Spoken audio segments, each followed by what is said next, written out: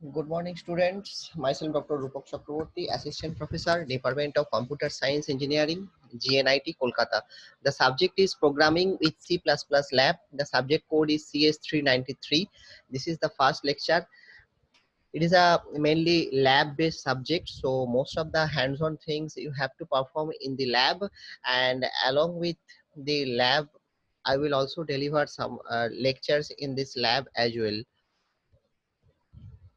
Now, see what are the contents I have kept in my presentation. First of all, I will let you know the detail regarding the syllabus of this course.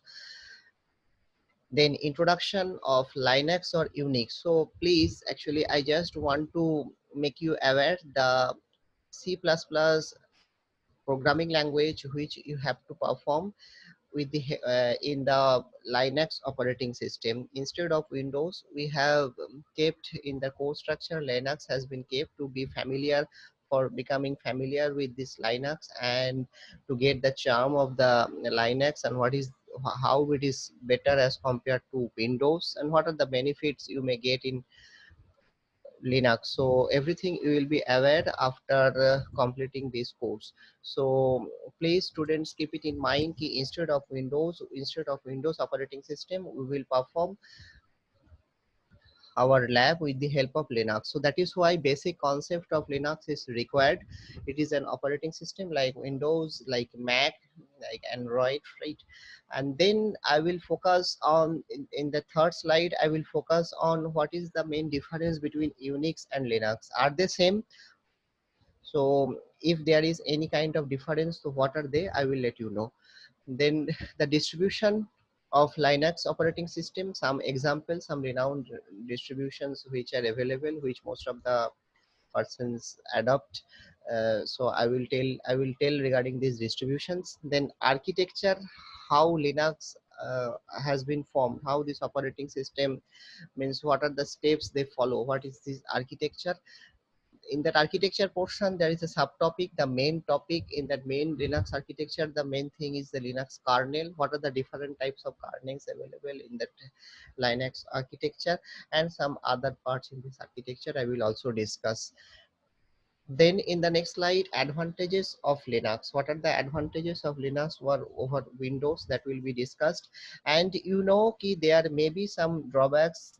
They are actually not maybe, they are exist some drawbacks of Linux, so that will be also discussed a little.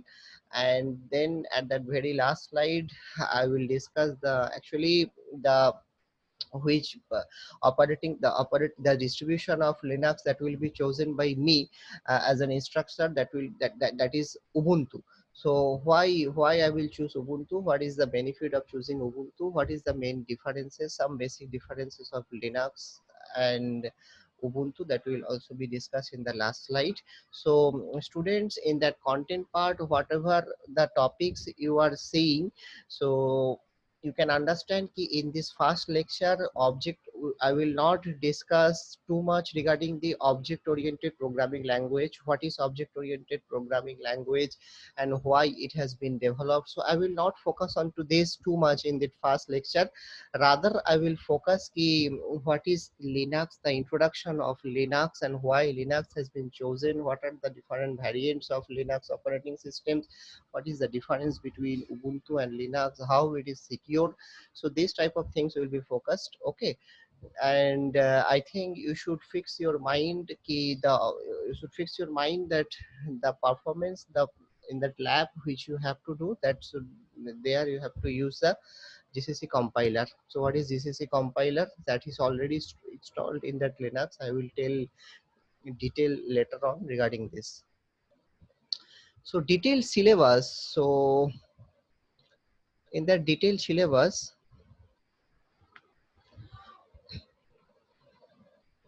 just I am going through with the syllabus of this course structure. It is important to let students know ki what are the topics they are going to learn. See, the programming with C++ lab, the credit is 1.5. And the course code is CS393, one lecture and two practical that will be held in every week, right? Total contact hours is the 33. and these are the topics. You can see there are list of 9, and in that list, so you can find key in that first, it is the introduction of Unix or Linux operating system, which includes some preliminary commands. So today I will not tell you regarding some preliminary commands, I will just give introduction of the Unix and Linux. Okay, then startup and shutdown methodology, file, how to create a file, how to open a file, how to store some means some contents in that file, etc, etc. So these are the topics of the first unit, you can say. In the second unit, handling as well as introduction to editors. Yeah, vi editor is there, gnu. Actually, what is gnu I will tell you later. What is gnu? C and C++ compiler, and sub GDB script as well. So that first two units are containing the basics of Linux, basic commands of Linux, how to write C and C++. Actually, I will not focus on C. I'm assuming ki in that first semester, in that first year, you have already learned the concept of C. So we will focus ki how to write C++ code, and what are the concepts are there in C++. So uh, it is a compiler, it is a GCC compiler we will use here. So first two units are containing the basics of Linux, so that you should that will be taught before starting the programming. Okay, from the third unit you can see the programming has been started. Key the introduction of C++, loop, executing, how to execute programs, functions, and other things, strings, how to create an object class, and the basic features of object oriented programming, etc, etc. So you can see the first two units will be handled totally covered by Linux. So that is why in that is why actually in that slides, in that first lecture, I want to give you some idea, some overview of Linux, right? So these are the syllabus you can see, and some of the textbooks have been also mentioned here. Strauss-Truff, the famous Strauss-Truff book of C++ programming language, and in the reference also you can see ki the famous Indian writer Bala Guru Swami, the book of E. Bala Guru Swami. Okay, so these are the basic syllabus, so you can find it in that website as well. So from there you can download. Just for your idea, I have opened it, and I want to give you, just want to interact with the syllabus. Okay, now now introduction of Unix or Linux operating system, right? Linux is a community of open source Unix like operating systems that are based on the Linux kernel. So in every operating system, the main thing is kernel. So what is kernel? Now kernel small is a small piece of program which helps to connect the application, means software application, to other parts of the systems like CPU, RAM, etc, hard disks, right? So kernel is the very basic thing in Linux. So in that Linux operating system, Linux kernel is used, right? Acha. Next one is, it is a free and open source operating system, and the source code can be modified and distributed to anyone commercially or non-commercially. It is a main advantage of Linux is over Unix. Unix is not the open source. I will tell you in later. That is why GNU, the term has come. When we will discuss Linux, so the term GNU comes, not Unix. So Linux is the freely available open source software. So as it is freely available open source, that means you have the right to modify the source code as well as per your comfort. The third point tells the Linux is created for personal computers at the very initial stage, but now it is also used in servers like servers, mainframe computers, supercomputers, etc. When you will join in industry, you will get the idea of mainframe servers. Most of the companies still nowadays use the mainframe servers as well. Okay, fourth point is telling Linux is used in embedded systems like routers, automation control, televisions, digital video. See, in embedded system or embedded device, what is the main feature of embedded device? Now, embedded device in that operating system, the devices operating systems will only run a single applications, which helps the device to do its job. So single application can be run in that embedded devices operating system. So embedded devices operating systems are the example of embedded devices like dishwasher, you can say ATM machine, okay, in digital video recorders, game console. So they are, it is very, Linux will be very helpful to use, okay. So that is the basic definition of Linux. So Linux kernel should be there in Linux, okay, and this kernel is the monolithic kernel. I will come into later ki what do you mean by monolithic and microkernel, okay. And its source code is freely available, so you can modify. And nowadays not only it is used in personal computers, as well as it is used in the supercomputers, mainframe, in servers as well, and in embedded device instead of Windows operating system, and it as only required to run only single application in that operating system. So Linux will be very much fruitful and suitable OS for installing in embedded device. Now some comparisons between Unix and Linux. So there are 5 key points have been mentioned in that table.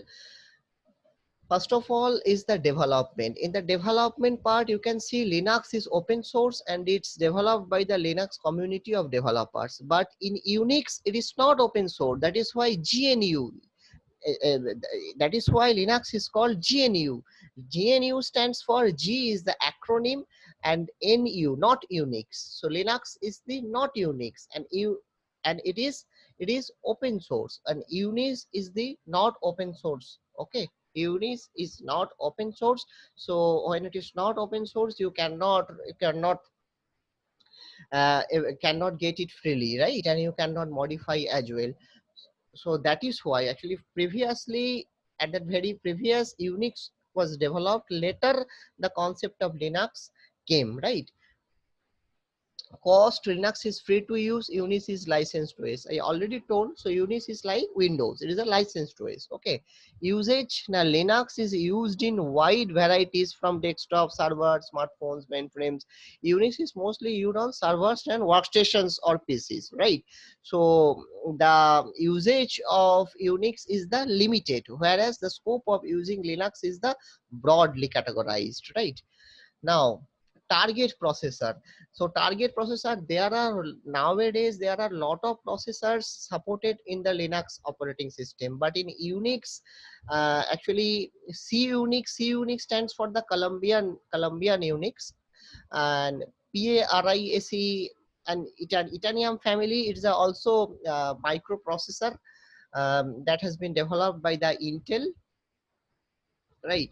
So Unix specifically supports that PARIAC architecture.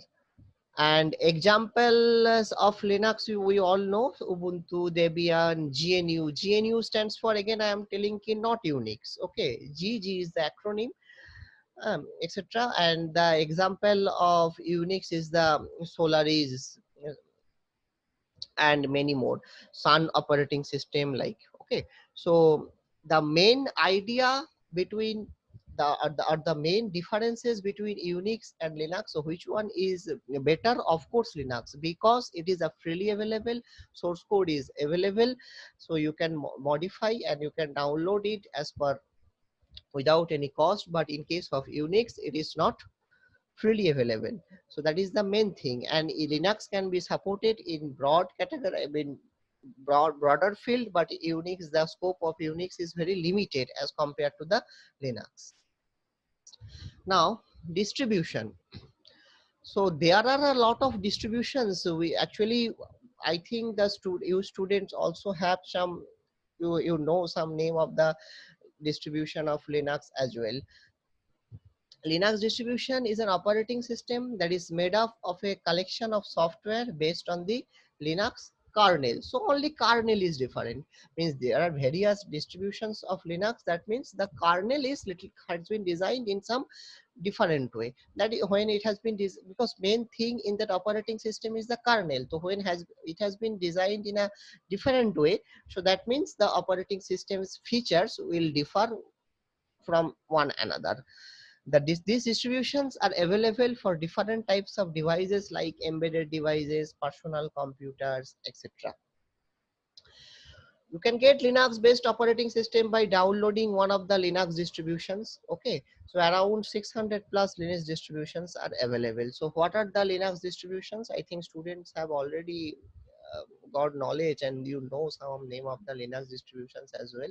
So I am also mentioning some names of the Linux distributions here: MX Linux, Manjaro, Mint, Elementary, Ubuntu, Debian, Solus, Fedora, Kali Linux. Okay, so these are the some of the popular Linux distributions. So we will choose here in for our programming Ubuntu. Okay, so Ubuntu has also been installed in my system. I have installed it. I will show you some of the basic commands in of Linux in Ubuntu distribution, right? So you can also download. It is freely available. The recent version is above 20 to 20.4, I think. So now the diagram architecture of Linux. Now the diagram is architecture of Linux. So you can see there are four parts: applications, cell, kernel, hardware. Then utilities. Utilities or applications, both are the same term, can be used in either way.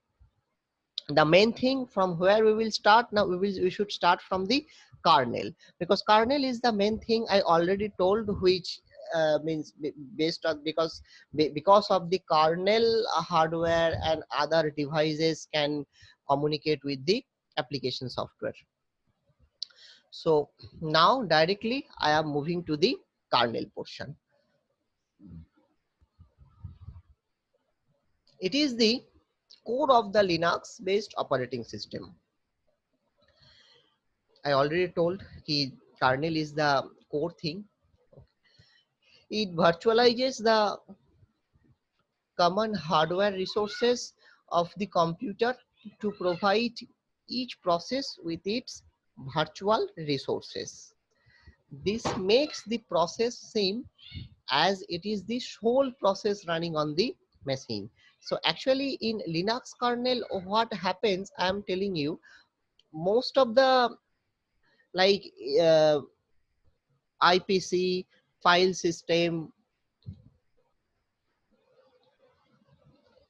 other libraries, interprocess communications. So all these actually work with the help of the kernel in Linux kernel, right? So this makes the process seem as it is the sole process running on the machine. So that means that machines, it looks only the whole process is running on the machine, and it is responsible for preventing and mitigating conflicts between different processes. So I will tell you a little detail in kernel. So kernel is of two types: monolithic and microkernel. So you should keep it in your mind ki Linux kernel is a monolithic kernel. It is a free operating system and it is a monolithic kernel. So what do you mean by monolithic kernel? Mono, the mono term means the only, single. So it is a single large process running entirely in a single address space. So in a single address space, all the file systems, inter-process communication, input output, device management, fundamental process management, what are means various different components are accessing the same address space, single address space, right? So that is why it will become the larger one. Obviously it will become a large one. All kernel services exist and execute in the kernel address space. The kernel can invoke functions directly. Examples of monolithic kernel are Unix and Linux. Okay, and all kernel services exist and execute in the kernel address space. It is a very important term. All kernel services exist and execute in the kernel address space. The kernel can invoke functions directly. Examples of monolithic kernel based operating systems are Unix, Linux, and in microkernel, the kernel is broken down into separate processes known as servers. So in microkernel, what happens that there are some user spaces. In user spaces, file systems, inter-process communications, input output device management, so they can all be known as a various servers, and for various servers there will be different address spaces assigned to the various servers, right? So all these servers are kept in separate and running different address spaces, the microkernel. So that is the means Windows operating system follow this. Windows operating system follow this, right? So that is why it takes more time as compared to the Linux. So Linux becomes fast because it use the monolithic kernel architecture. Monolithic same address space, yeah, it can be a larger one as compared to the, but in microkernel, so they use different address spaces and it takes more time to compute the overall processes. User spaces means all these operations, they use user spaces as well as the kernel spaces, so it takes more time. So Linux is fast because the architecture they follow, that is the monolithic and microkernel. So detail regarding kernel classification, there exists another kernel that is known as the hybrid kernel, that is the combination of monolithic and microkernel, right? So that will be taught a little later, that will be taught little later, right?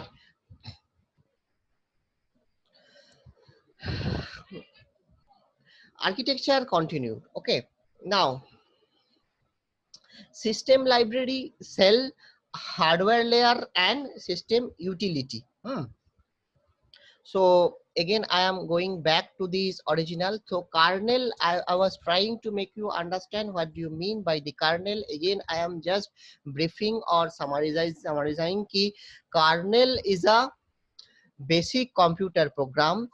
It communicates, it helps the all the hardware programs with the to communicate with the application programs, right? So kernel can be divided into two parts, monolithic and microkernel, right? For monolithic kernel, what is the thing, they use a single address space. It can be a larger one. In that single address space, all the components like all the like inter-process communication, file, input output, fundamental process, they follow this single address space, and that is why it becomes a faster. And for microkernel, the concept of microkernel is for all these servers they use different address spaces, that is why combined time becomes greater compared to the monolithic kernel. Now system library. So what is system library in the architecture? Now it is the special types of functions that are used to implement the functionality of the operating system. It is special types of functions that are used to implement the functionality of the operating system. What are the functionality are there? We have to implement this. So who helps to do this? Now system library. System libraries help to implement the functionality of the operating system. Now cell, what is the role of the cell? Now cell hides all these things. So those who are familiar with Linux, or so they know cell script means it is an interface to the, it provides an interface to the kernel which hides the complexity of the kernel's function from the users. Obviously it becomes very much complex, the uh, architecture of kernel. So the motive is to hide this from the users.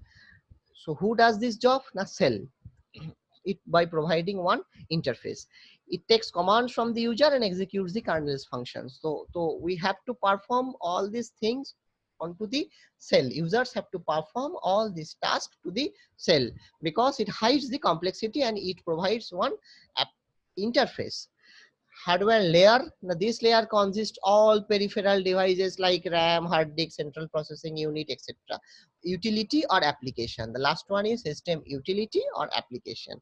It provides the functionality of an operating system to the user. What are the functionality? Means what the applications you can. So applications is the LibreOffice. Okay, so like this, the applications you get, that is the last layer. Okay, so these are the architecture. So what are the things, basic things in Linux architecture?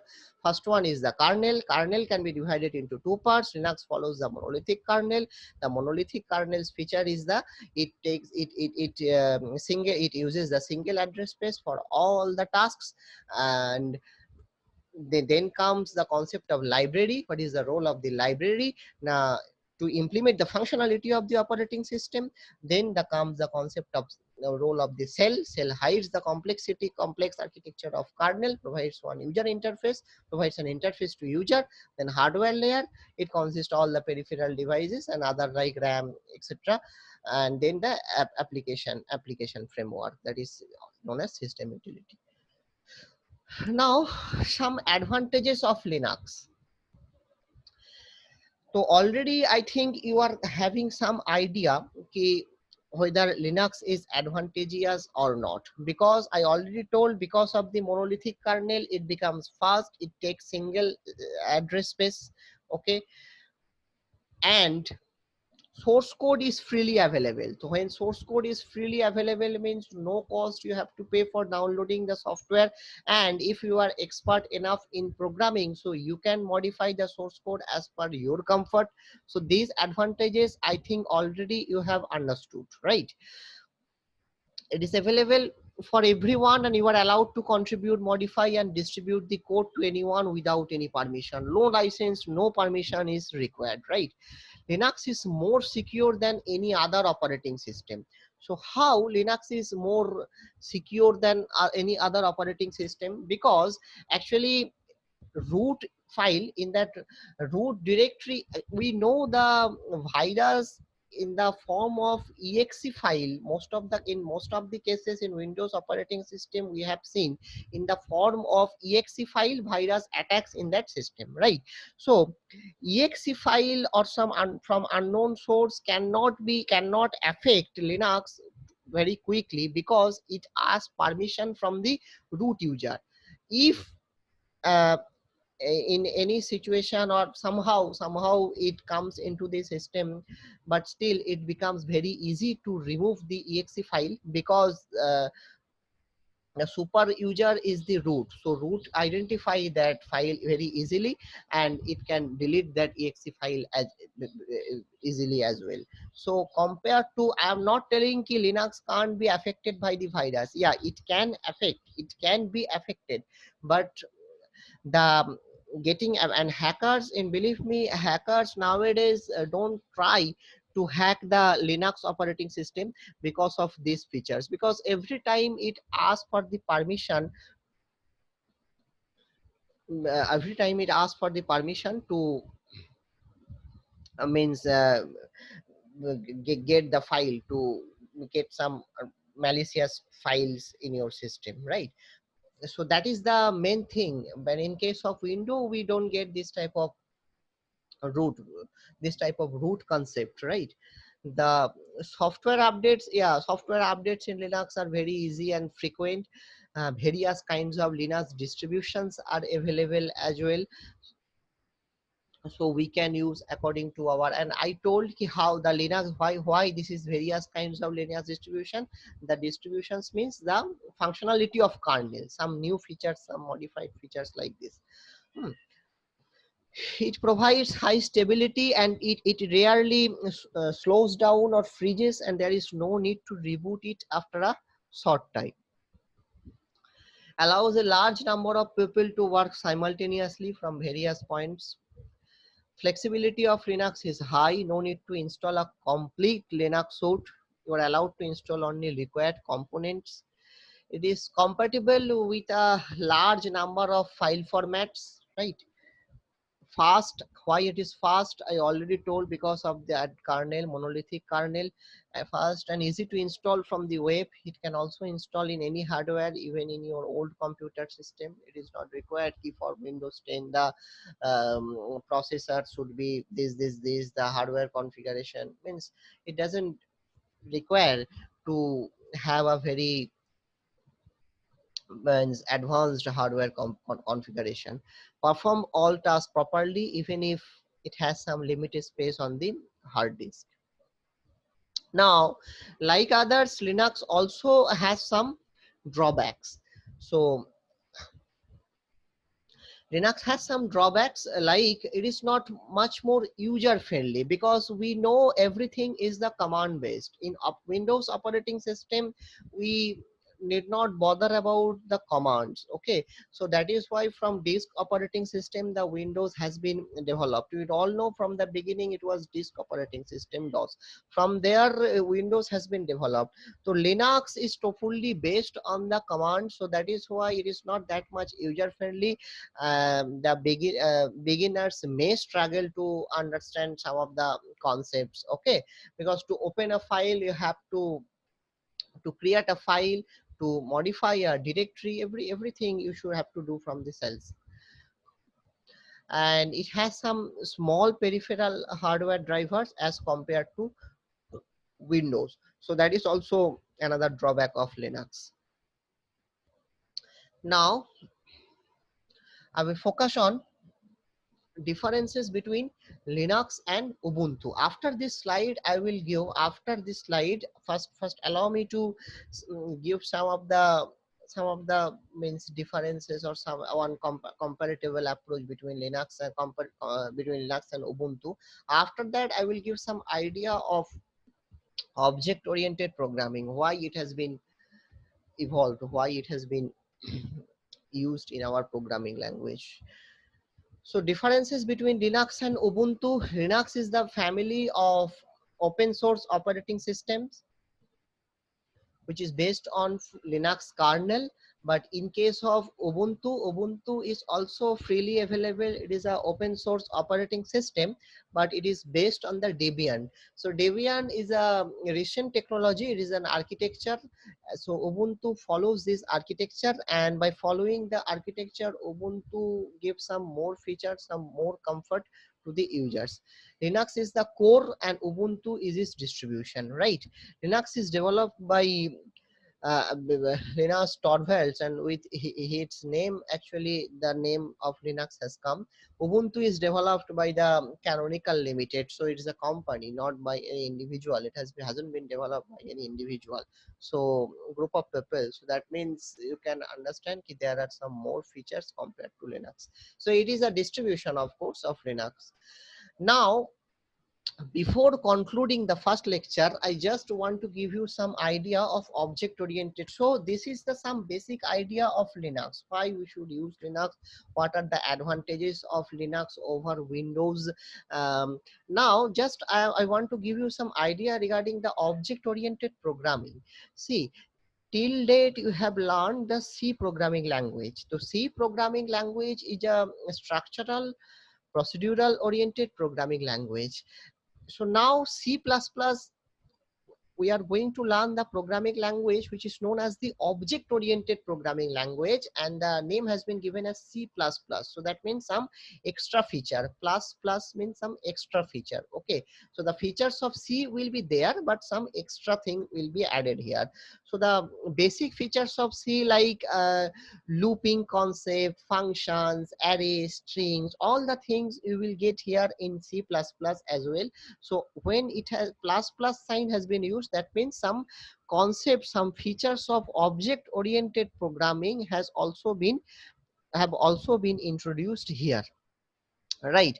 So what is the object oriented programming? Actually, the object oriented programming means, actually it has been evolved, or it has been designed by keeping in the mind of the real life, real time scenarios. So that means see, we all are human beings.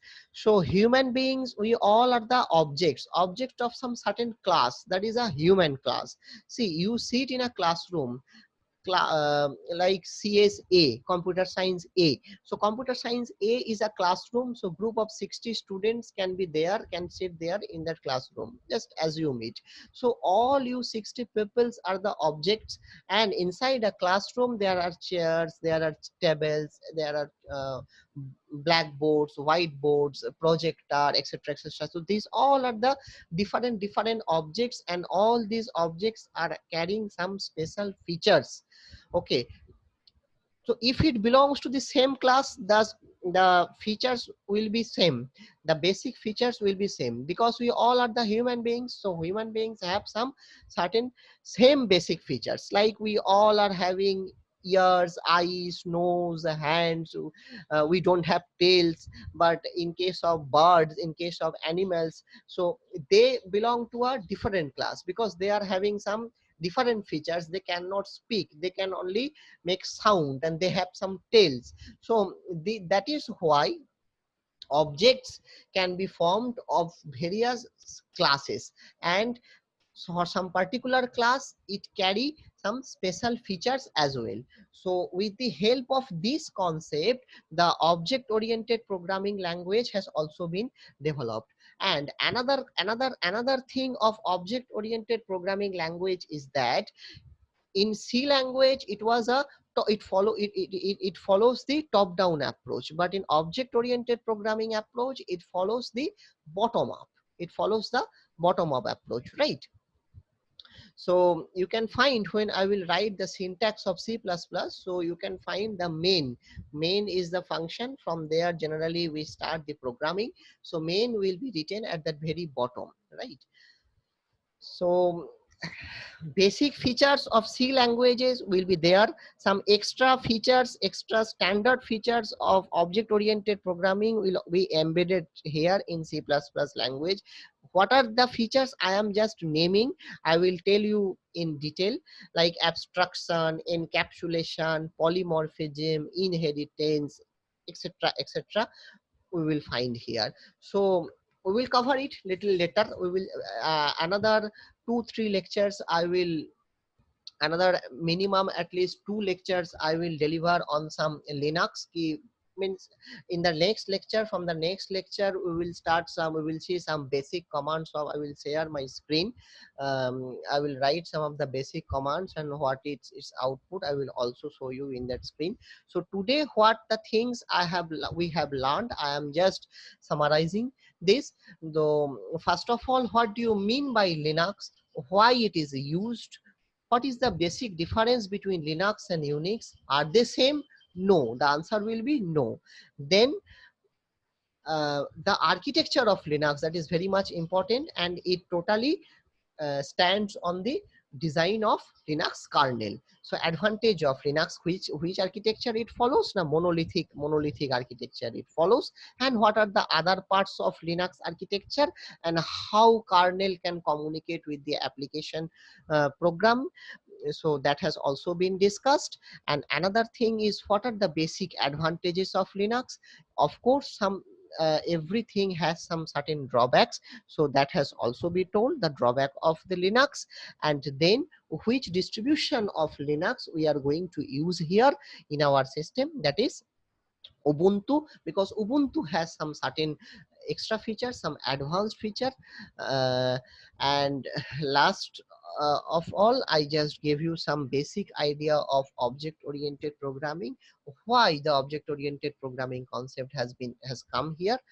So this is the general idea, general briefing of introduction of Linux. So this is the end of the first lecture. So from so soon I will upload my second lecture. Okay, so students, bye for now. Have a good day.